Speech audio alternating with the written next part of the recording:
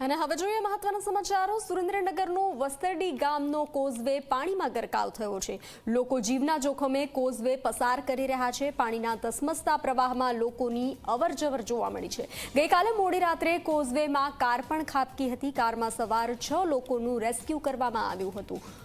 તો વરસાદના કારણે કોઝવેમાં પાણી ભરાઈ ચૂક્યું છે। સુરેન્દ્રનગરનું વસ્તરડી ગામનો કોઝવે પાણીમાં ગરકાવ થયો છે। લોકો જીવના જોખમે કોઝવે પસાર કરતા નજરે પડી રહ્યા છે। પાણીના ધસમસતા પ્રવાહમાં લોકોની અવરજવર જોવા મળી રહી છે।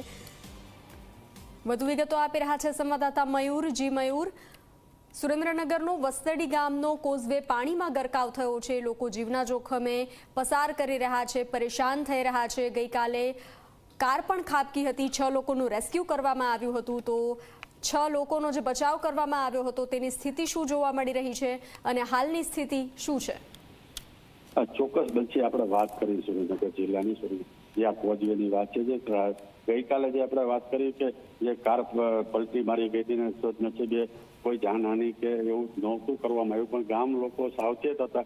ગામના સરપંચના ફેમિલી તેમજ લોકો ત્યાં બેસતા હતા રાત્રે મોડે સુધી પણ, અને એ લોકો રેસ્ક્યુ કરી અને એમને જ્યાં જવાનું તો ત્યાં એમના પોતાના વાહનમાં પણ છોડી દીધા હતા।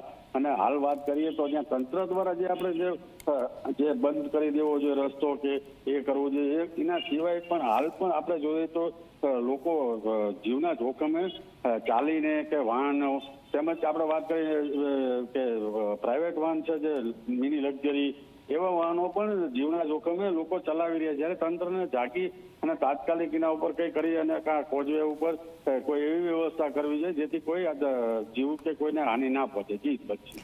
જી મયુર, જાણકારી સાથે જોડાવા બદલ આભાર।